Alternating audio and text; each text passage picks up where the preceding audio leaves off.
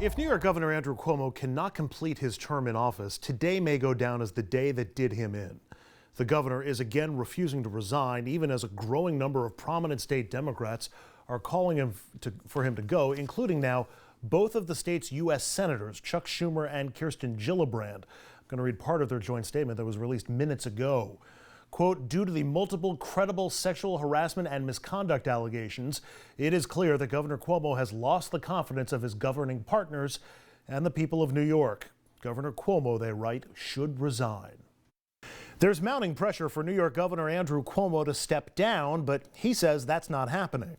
I did not do what has been alleged, period. Let the review proceed. I'm not going to resign. More than 55 New York legislators and at least 11 members of New York's congressional delegation now calling for his resignation, including Congresswoman Alexandria Ocasio-Cortez, releasing a statement saying in part, quote, Governor Cuomo can no longer effectively lead in the face of so many challenges. The governor should do the right thing and recognize that he just can't do the job any longer.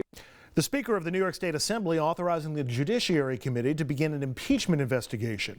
With the State Attorney General probe, Cuomo under not just one, but two investigations for his handling of COVID-19 nursing home deaths early in the pandemic, and now for sexual misconduct allegations. This impeachment inquiry puts a political component onto these investigations, and a lot of it's going to happen out in the open. It adds to further public shaming and potential embarrassment. We now have a seventh accuser, but the sixth accusation is perhaps the most damaging. The Albany Times-Union reporting an aide told a coworker that Cuomo groped her in the governor's mansion late last year, saying she told a coworker that Cuomo had summoned her to help with his cell phone, and that while they were alone, he allegedly reached under her shirt. She claims she said stop. Cuomo calling the allegation gut-wrenching, but insists he's never done anything like that. And this afternoon, the state's comptroller also called for Cuomo to resign. So the only statewide elected officials in New York not calling for the governor to resign are the attorney general who's investigating him and the lieutenant governor who would replace him if he either resigns or is impeached. For more, we turn to a lawmaker who just this week joined in the calls for Cuomo to resign, Democratic New York State Senator Shelley, who we spoke with earlier today. Senator Mayer, you served as an attorney in the state attorney general's office before your time in elective office. You and I have been talking New York state politics for about a decade now. You know I always value your insights. I also know you did not come to the conclusion that Governor Cuomo should resign lightly. Tell us your rationale. I'll save my questions for the other side. Well, I think when the last of the accusations came forward that there was a physical touching, that someone went to the governor's mansion who worked for the governor and was in the room alone with him, and according to her or someone reporting for her, he touched her under her blouse. That was really the last straw. It is a distraction to our work as legislators and to govern a state that needs strong leadership. So that was the premise for my calling for his resignation.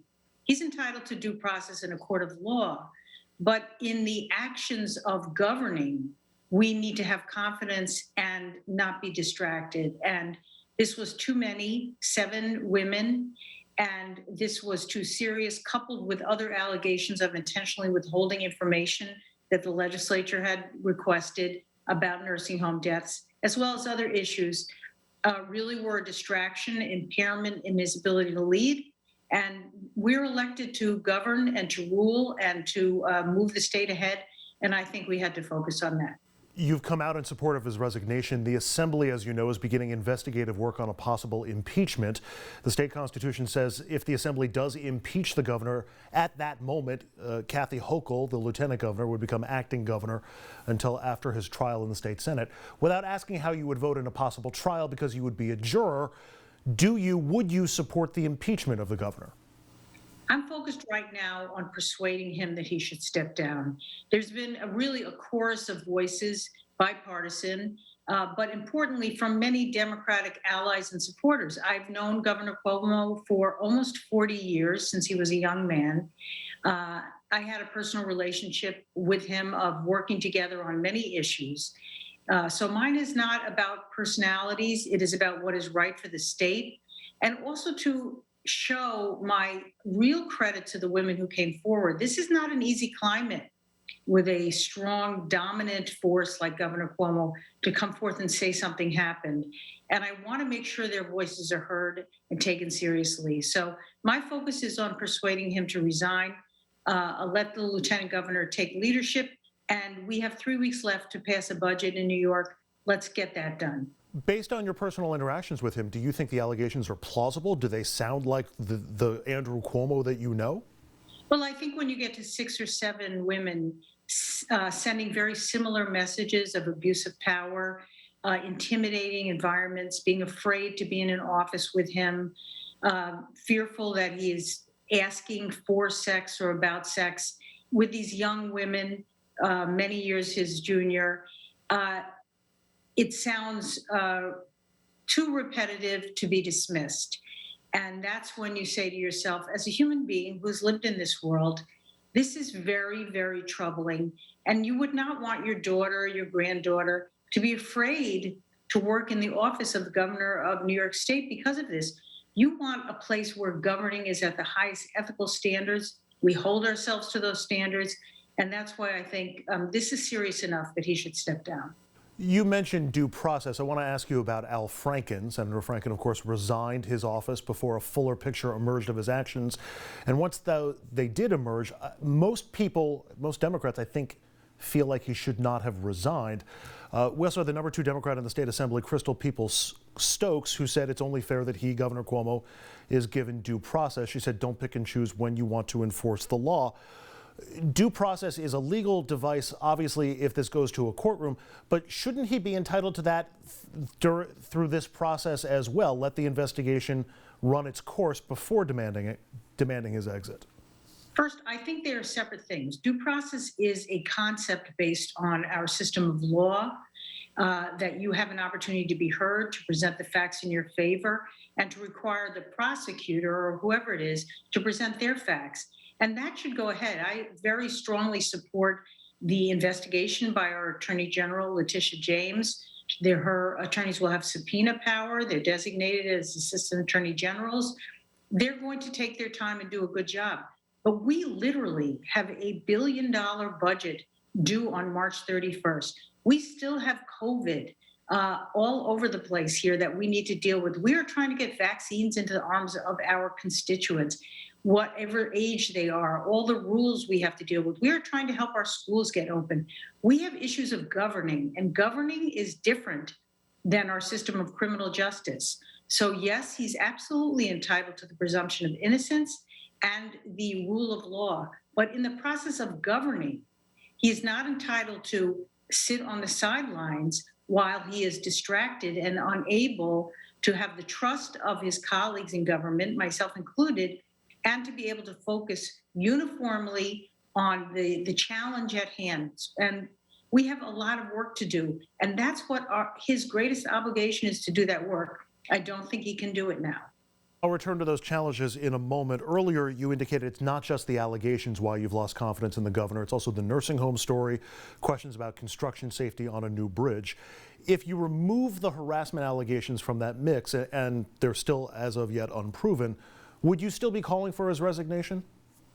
I would still be criticizing what I understood to be the case. And in fact, my conference, the Senate Democratic majority, has pushed back hard and in fact moved to change the laws about a lot of the rules that govern how deaths related to nursing homes were counted in COVID, a very sensitive subject, and one should be governed first by empathy for the families of those who lost loved ones in nursing homes, whether they died in a nursing home or a hospital. It ought not to have gotten to this point if information had been disclosed more freely and earlier in the process. I think we would not have had this relationship deteriorating. But, representing over 300,000 people, including people that lost their grandmother, their husband, a loved one, and felt like that death was not taken seriously and was minimized in the count, or was just not granted the degree of care and empathy that everyone who loses a loved one during COVID is entitled to, has made the situation worse. So I was troubled by it. With my colleagues, we were working on strengthening the laws governing nursing homes generally and how the deaths are reported. And I would have pushed back hard against the way the governor's office had handled that issue. It's either a coincidence or it's not that the harassment allegations all came forward after the nursing home story first broke. You're as much a student of politics as I am. You know that Governor Cuomo is a man who made a lot of enemies, most of whom had little opportunity to put pressure or put him in distress. You must have considered the notion that some part of these allegations may have been politically motivated. How did you square those concerns when you heard them? Well, one, I listened to each of the stories and I made my own judgments as any human being would do. And that's, I think, why you're elected, to use your experience and your intuition, help judge your determinations. So yes, there may be some that were politically motivated, but put that aside for a minute and put yourself in the shoes of a 25, 30-year-old wonderful job opportunity to work for this really powerful governor of New York. And then to have something either humiliating or upsetting or potentially criminal happen to you, it takes a great deal of courage to speak out. So I start with the presumption that I listen in good faith and I make an independent judgment. When there are 5, 6, when does it become too much? When does it become a pattern? When do you question every person and accuse them of suspect motives? At a certain point, as a human being, having lived on this earth and seen these things before, you make a judgment. This is a serious pattern and practice that we need to speak up, and we need to give these women credit. I wasn't there. I can't say what happened in every one of them, but I can say there are too many of them for me to walk away and not take it seriously. You've said that the governor cannot lead amid the crisis. There's talk of undue disruption for the state and all the work that needs to be done. Wouldn't his resignation add chaos to the mix? You would have the domino effect where just about every Democrat in the state may see openings for their own advancement. You'd have a cattle call in races for governor and probably attorney general, with Cuomo news still coming forward and a less inexperienced governor at the helm. Wouldn't the state really just be trading one set of disruption for another? Not at all. We have a budget due, according to our state constitution, on March 31st. We have a very short time to allocate the money that was proposed to be spent, as well as federal money that comes from the new rescue bill. These issues, and I'm chair of the education committee, I'm fighting for every school in our state to get the money that they deserve in order to recover from COVID, as well as meet their own expenses. We have a short-term challenge here, which is to make sure New York balances its budget, spends money wisely, spends on the things that need to be spent on, is mindful of the burdens placed on New Yorkers in terms of taxes and other payments, and deals with COVID and the distribution of the vaccine. We need to focus on that. Elections are a year off. The lieutenant governor, I know her. She's very capable. She served in Congress. She also was a local elected official. She's been all over the state. She can step in and help guide us towards a resolution, which we can do without as much contention, and we can get a resolution that is fair and good for the people of New York. Finally, Senator Mayer, would you be as comfortable if Lieutenant Governor Kathy Hochul was leading the state's pandemic response as governor, as opposed to Andrew Cuomo leading the response? I've given him lots of credit over the course of the last year for his leadership.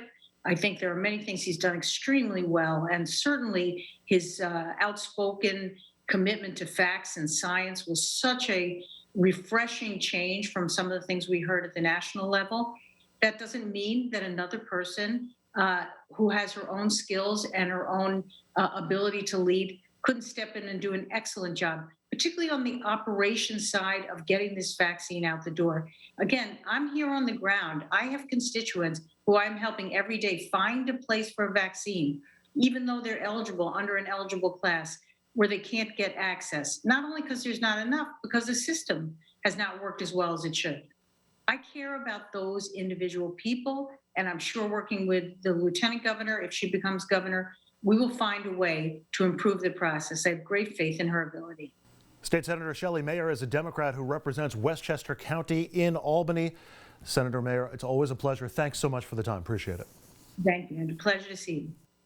And up next, we'll dig deeper into the stimulus package and show you who it helps, what it does, and how much the average family will get.